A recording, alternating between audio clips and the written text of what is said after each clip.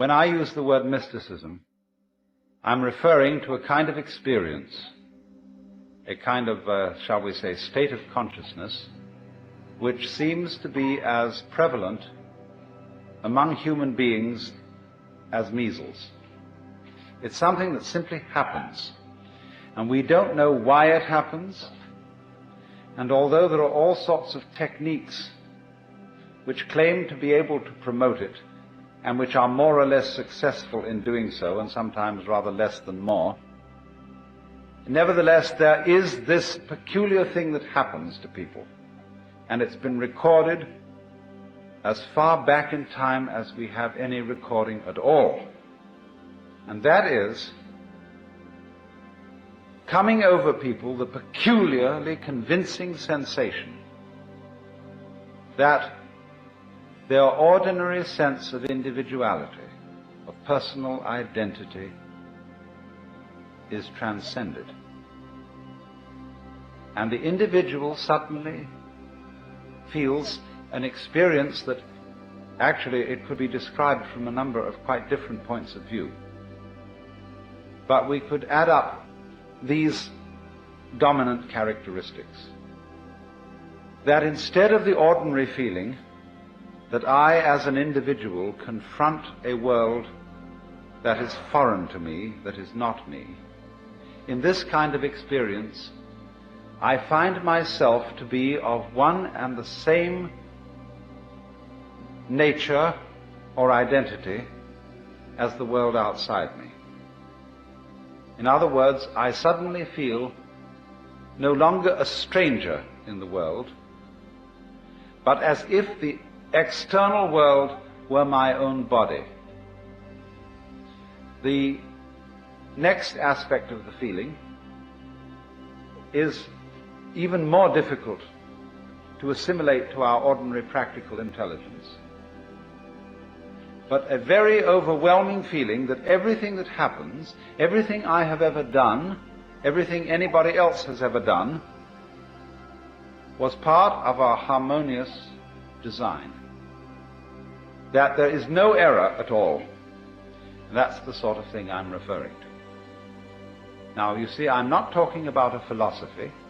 I'm not talking about a rationalization, some sort of theory that somebody cooked up in order to explain the world and make it seem a tolerable place to live in.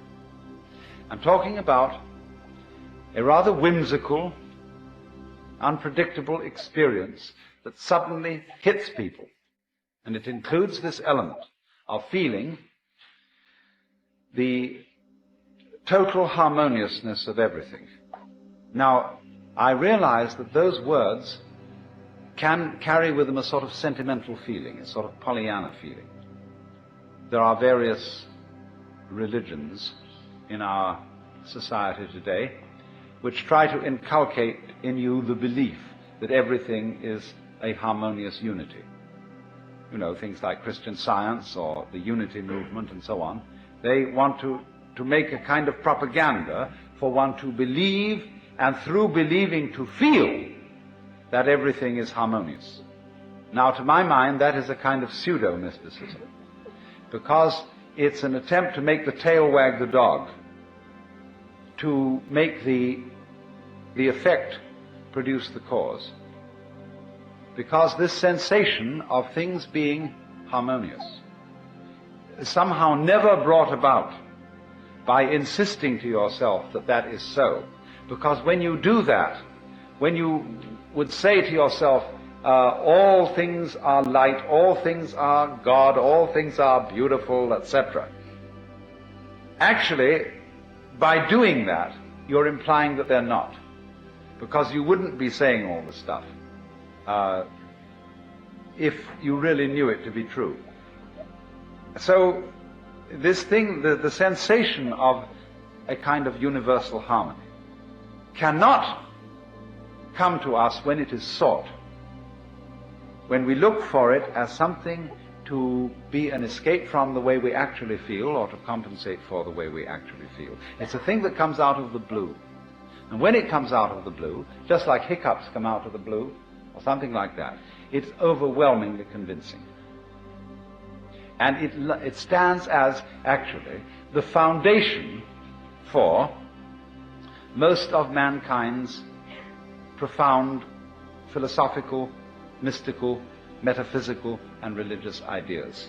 Someone, in other words, to whom this sort of thing has happened, and as I said before, it strikes us as measles may strike us. Someone to whom this sort of thing has happened can't restrain himself when it has happened, and he has to get up and tell everybody about it. And alas, he becomes the founder of a religion. Because people say, look at that man, how happy he is. What conviction he has. He has no doubts. He seems to be sure in everything he does. You see, that's a wonderful thing about a great human being. He's like an animal or a flower. See, when a flower buds and the bud goes pop and opens, it has no hesitation or doubts about it. But when a young woman appears in society as a debutante, she's not quite sure if she's going to come off. And she appears on the stage of society with some doubts in her mind. Therefore, all appearances of this kind are a rather sickly nature. But when the bird sings, or the chicken's egg breaks, the flower buds, there's no doubt about it at all. It comes forth. And so in the same way, when somebody has an experience of this kind, he just has to tell everybody about it.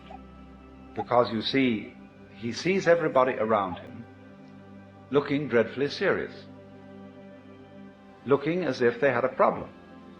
Looking as if the act of living were extremely difficult. But from his standpoint, the person who's had this experience, he feels that they look funny, that they don't understand, that there isn't any problem at all, that he has seen from where he stands, you see, that the meaning of being alive is just being alive. That is to say, I look at the color of your hair and the shape of your eyebrow, and I understand that that is the point. That's what we're all here for. And it's so plain, and it's so obvious, and so simple.